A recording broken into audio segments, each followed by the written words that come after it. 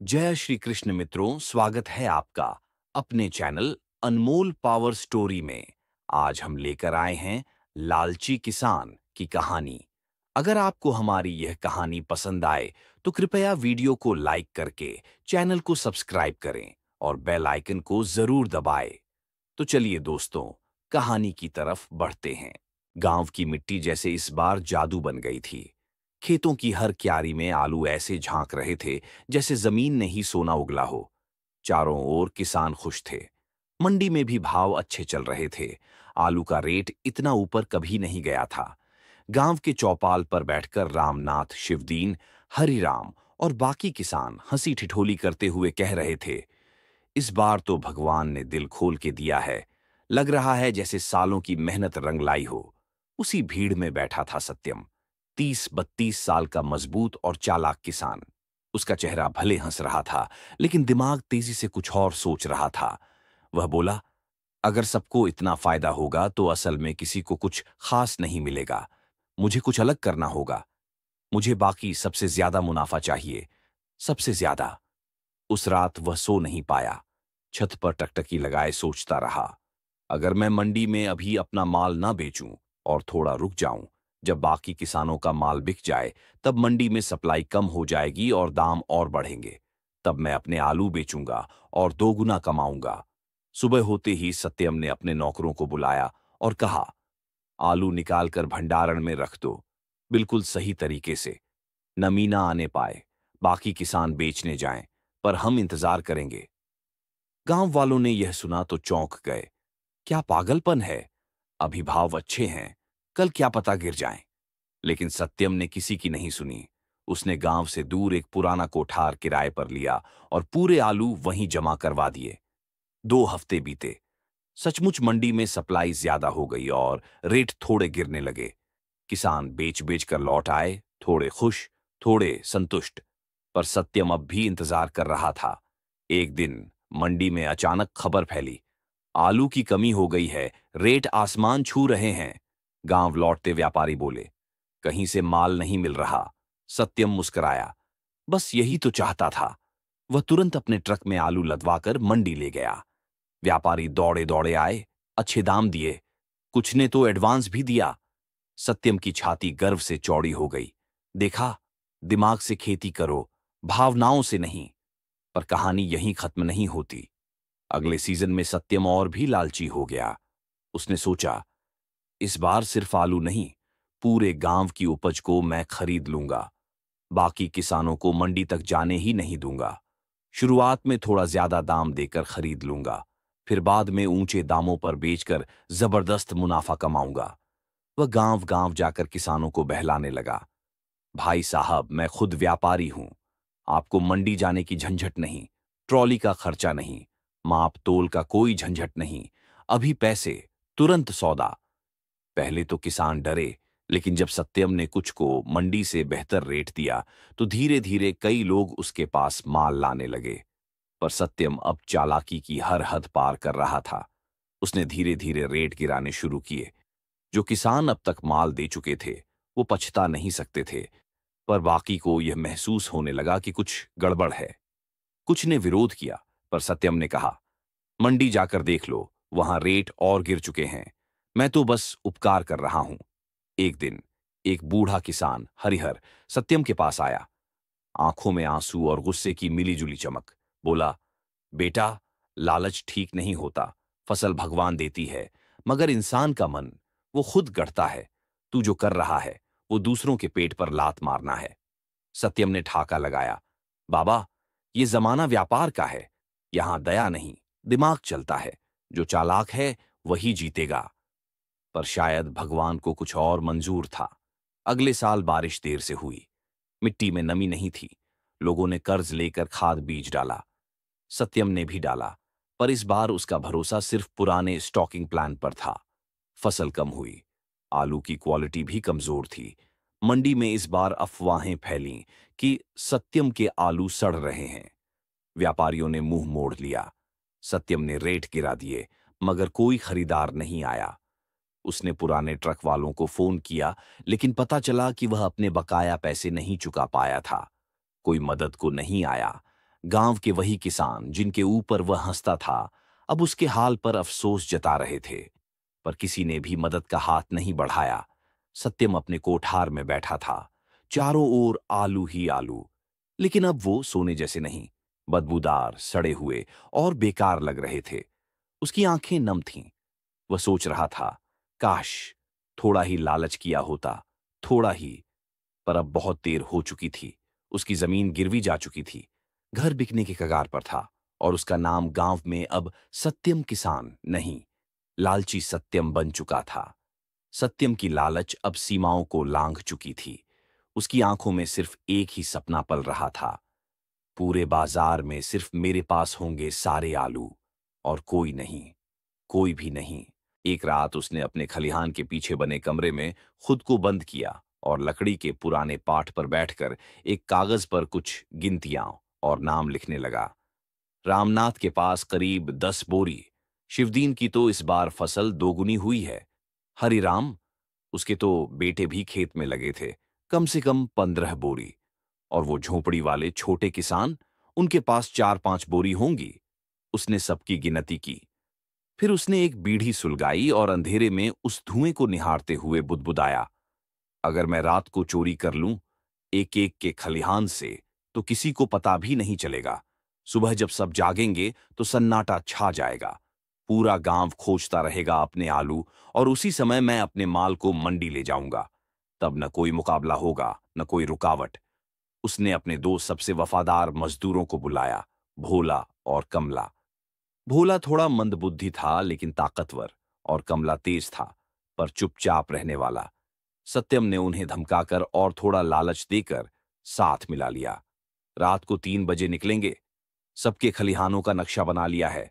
हमें एक एक बोरी चुपचाप ट्रॉली में डालनी है और सीधा अपने कोठार में भर देनी है। रात आई। गांव नींद में डूबा था। कुत्ते भी खामोश थे। चांदनी हल्की थी, मगर उतनी की छाया को देखा जा सके। सत्यम और उसके 2 साथी गहरे काले कपड़े पहनकर निकल पड़े। सबसे पहले रामनाथ के खेत की ओर बढ़े। सत्यम ने एक हल्की सीसी निकाली जिसमें किसी नशे की दवा थी। इसे टुकड़ों में खलिहान के आसपास छिड़क दो, अगर कोई जाग भी गया तो नींद में डूबा रहेगा। पहली बोरी निकली, फिर दूसरी, फिर तीसरी। ट्रॉली भर गई। सत्यम की सांसें तेज थीं, लेकिन मन गदगद। हर बोरी के साथ मैं करोड़ों के सपने अपने कोठार में डाल रहा हूं, उसने सोचा। सुबह होते ही गांव में हड़कंप मच गया। रामनाथ के खलिहान से आलू गायब। मेरे खलिहान की एक भी बोरी नहीं बची। कहीं कोई निशान नहीं। न चोर दिखा, न आवाज आई। ये कोई अपना ही हो सकता है जो हमारे रास्ते, हमारे घर जानता हो। गांव की पंचायत बोली गई। चौधरी जी ने कहा, इसमें कोई बाहर वाला नहीं, कोई गांव वाला ही है, और वो चालाक है, बहुत चालाक। सत्यम भी वहां था, आंखों में झूठी चिंता, आवाज में नकली दर्द। बोला, ये तो सरासर पाप है। कोई कैसे अपने ही भाइयों का अन्न चुरा सकता है? हमें इसे खोज निकालना होगा। और गांव वालों ने सिर हिलाए सत्यम के चेहरे की तरफ देखते हुए, क्योंकि उसने ही तो सबसे पहले पंचायत बुलवाई थी। उस शाम सत्यम ने अपने कोठार का दरवाजा बंद किया, भीतर से कुंडी चढ़ाई और अपनी ट्रॉली में भरे चुराए हुए आलूओं की बोरियों को एक तक देखता रहा। अब देखो, जब सब रो रहे होंगे मैं हंसूंगा, जब सब मांगेंगे मैं बेचूंगा। अब पूरे बाजार में सिर्फ मेरे पास होंगे आलू। लेकिन किस्मत को शायद उसकी यह हंसी पसंद नहीं आई। अगली सुबह जब सत्यम आलूओं को मंडी भेजने की तैयारी कर रहा था, तभी कोठार के बाहर कुछ अजीब सी बदबू आने लगी। उसने भीतर जाकर देखा, कुछ बोरियों से तेज सड़न की गंध उठ रही थी। ये क्या? उसने बोरी फाड़ी। आलू सड़ चुके थे। एक नहीं, दो नहीं, 10 बोरी। ये कैसे हो गया? वह चिल्लाया। फिर ध्यान गया, भोला ने जो ट्रॉली इस्तेमाल की थी उसमें पहले कभी गीली खाद डाली गई थी, जो पूरी तरह सूखी नहीं थी, और गर्मी के कारण भी आलू जल्दी खराब होने लगे। उधर गांव में एक नया मोड़ आया। गांव के बच्चों को खेलते समय खेत के किनारे कुछ आलू गिरा मिले, जिन पर सत्यम के कोठार के बोरे का टुकड़ा चिपका हुआ था। बच्चे उत्साह से दौड़ते हुए गांव ले आए। चौधरी जी ने टुकड़ा देखा और फिर गांव वालों को बुलाया। ये देखो, सत्यम के कोठार के बोरे का हिस्सा है। क्या मतलब समझे? गांव वालों की आंखें लाल हो गईं। जब लोग सत्यम के कोठार पहुंचे तो सत्यम बाहर खड़ा था, घबराया, थरथराता। पर अब बहाने के रास्ते बंद हो चुके थे। रामनाथ ने कहा, हमारे बच्चों ने तुझे पकड़वा दिया सत्यम, ये तेरे लालच का अंत है। सत्यम गिड़गिड़ाया, माफ कर दो, गलती हो गई। मैं बस ज्यादा कमाना चाहता था। पर गांव वाले खामोश थे। उन्होंने पंचायत का फैसला सुनाया। सत्यम को गांव की खेती में हिस्सा लेने से रोका जाएगा। उसकी जमीन पर साल भर तक गांव की सामूहिक खेती होगी और मुनाफा सभी में बराबर बटेगा। सत्यम सिर झुकाए बैठा रहा। उसके चारों ओर आलू बिखरे थे, कुछ सड़े, कुछ अब भी अच्छे। पर अब उनके कोई मायने नहीं थे। उसकी लालच की आग में उसकी इज्जत, उसका भरोसा और उसका भविष्य जल चुका था।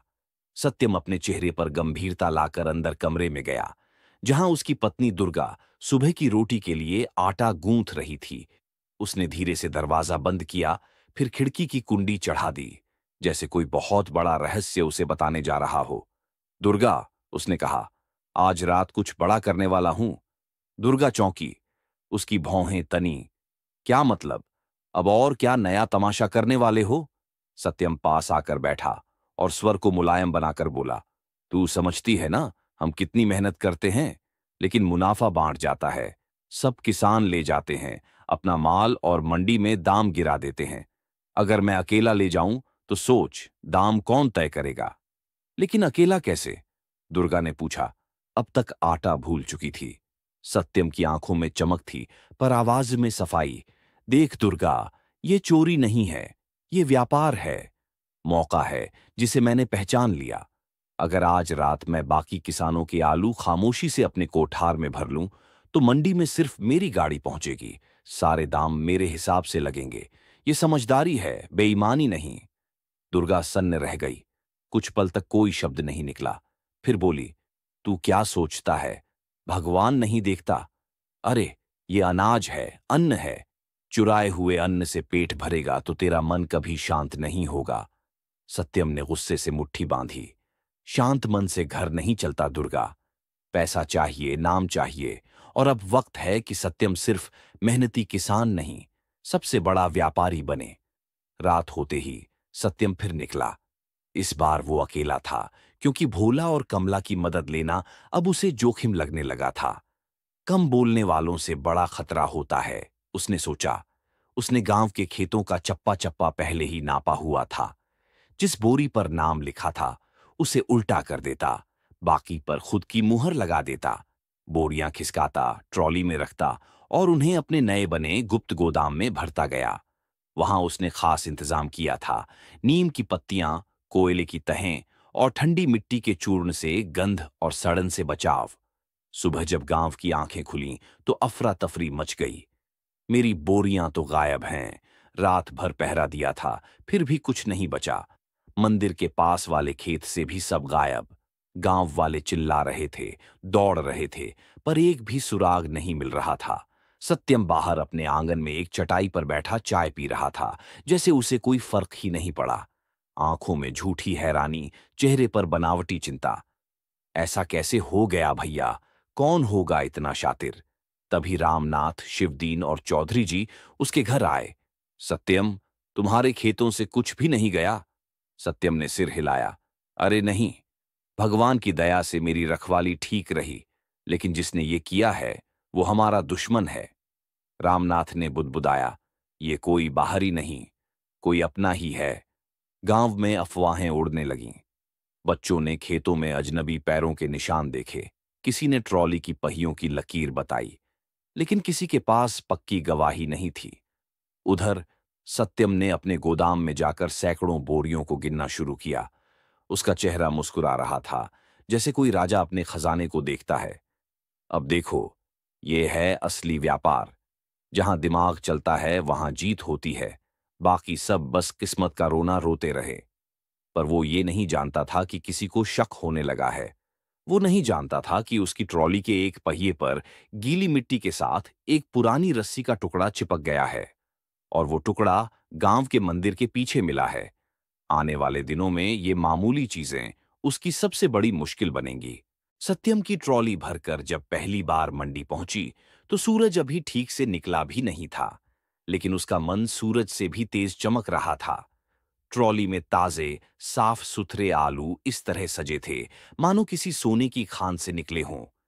व्यापारियों ने जैसे ही देखा कि मंडी में सिर्फ एक ही किसान आलू लेकर आया है, अफरा तफरी मच गई। और कोई नहीं आया क्या? हर साल तो सुबह सुबह 4 ट्रॉली लग जाती थीं। क्या हुआ बाकी सबको? पर सत्यम को इन सवालों से क्या लेना? वो तो अपनी चाल में मग्न था। उसने बोली, लगाई, 3 गुना दाम। लेना है तो लो, नहीं तो लौट जाऊंगा। व्यापारियों ने पहले तो हंसने की कोशिश की, पर जल्द ही उन्हें समझ आ गया कि उन्हें कोई विकल्प नहीं है। नजदीकी शहर में भी अब तक कोई ट्रॉली नहीं आई थी। अगले 2-3 दिन यही हाल रहा। सब ओर एक ही नाम गूंज रहा था, सत्यम के पास आलू है। बाजार में अफरा तफरी मचने लगी। दुकानदारों ने कीमतें आसमान छूती लगा दीं। ग्राहक चिल्लाने लगे, ये लूट है। 2 किलो के दाम में अब आधा किलो मिल रहा है। हम बच्चे क्या खाएं? पराठे, टिक्की, समोसे सब महंगे हो गए। छोटे होटल बंद होने लगे। आलू वाले समोसे की जगह मिर्ची पकोड़े बिकने लगे। सत्यम हर सुबह मंडी जाता और 3-3 व्यापारियों को आपस में लड़ते हुए देखता। कभी किसी से 2 गुना दाम लेता, कभी किसी से उधारी का वादा करवाकर और अधिक मांग करता। उसकी हंसी अब रुकती नहीं थी। वह अपने खेत में जाता, खाली झोपड़ी के भीतर बैठता और नोटों की गड्डियां गिनता। गांव के लोग अब उसे शक की निगाहों से देखने लगे थे।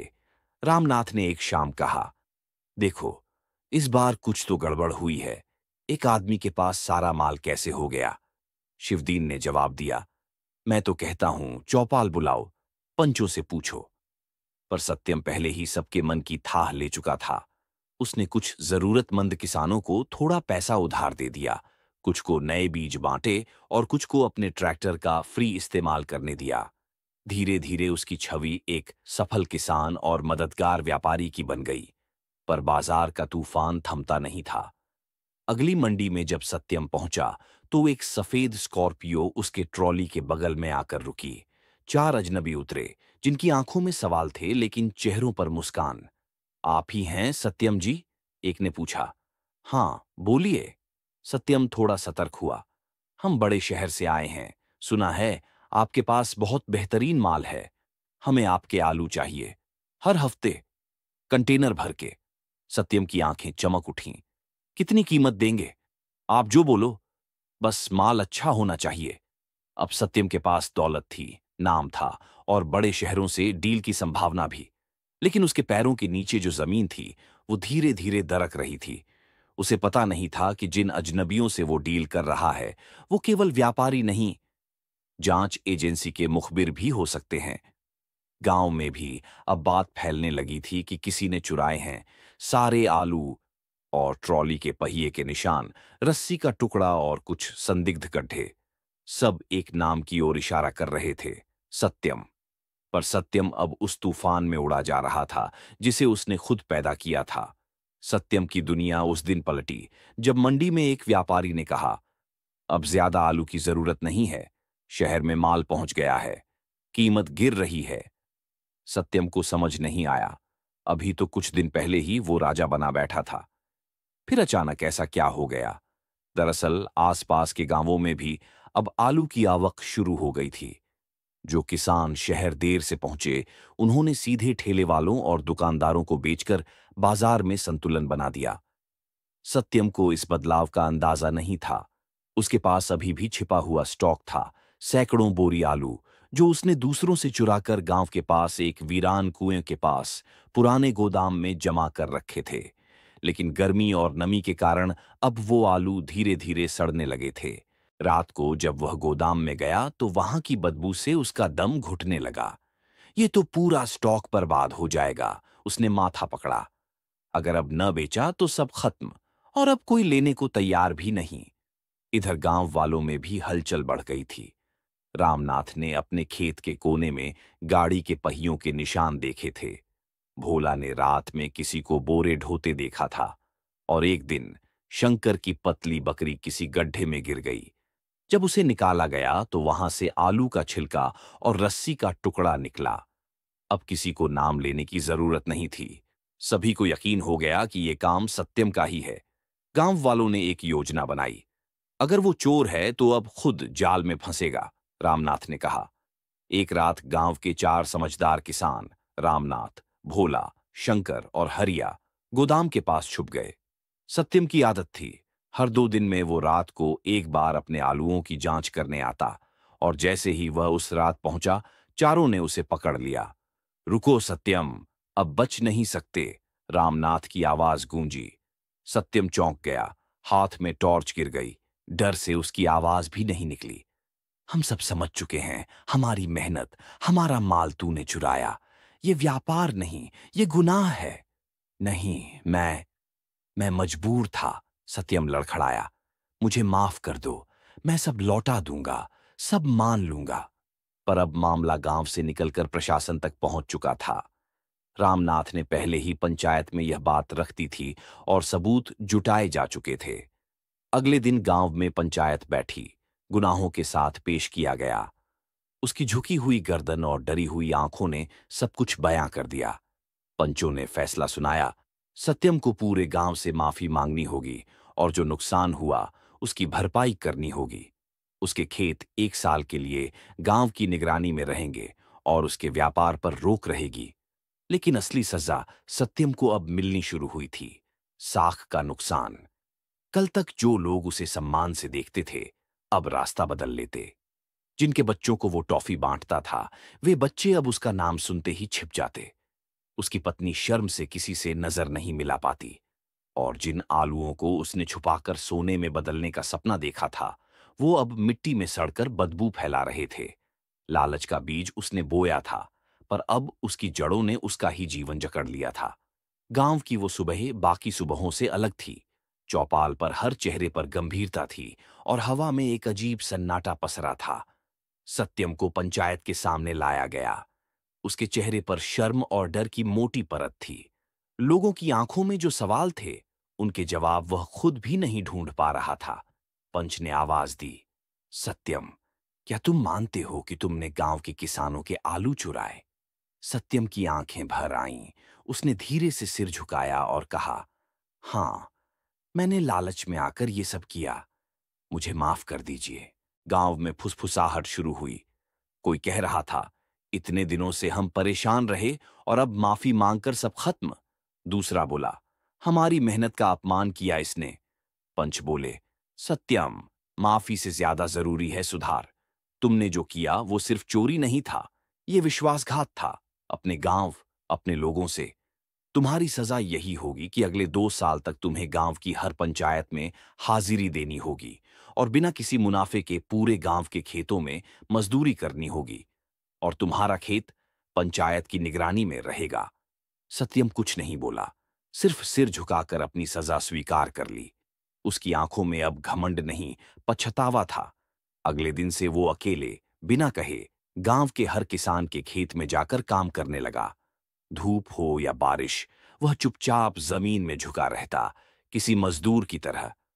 लोग धीरे धीरे देख रहे थे, अब सत्यम बदल चुका है। लेकिन विश्वास की जो दीवार टूटी थी, वो इतनी जल्दी नहीं जुड़ने वाली थी।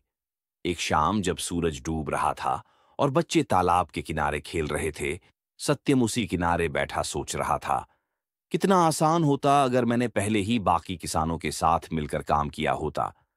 उसी समय एक छोटा बच्चा पास आया और पूछा, सत्यम काका, क्या अब आप फिर से अच्छे बन गए हो? सत्यम मुस्कुराया। शायद पहली सच्ची मुस्कान बहुत दिनों बाद उसके चेहरे पर आई थी। हाँ बेटा, अब मैं जान गया हूं, लालच हमेशा बर्बादी की ओर ले जाता है।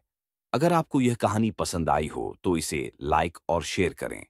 हमारे चैनल अनमोल पावर स्टोरी को सब्सक्राइब करना ना भूलें और बेल आइकन को दबाएं ताकि आपको हमारी सभी नई कहानियों की जानकारी मिल सके। धन्यवाद। फिर मिलेंगे एक नई रोचक कहानी के साथ। जय श्री कृष्णा।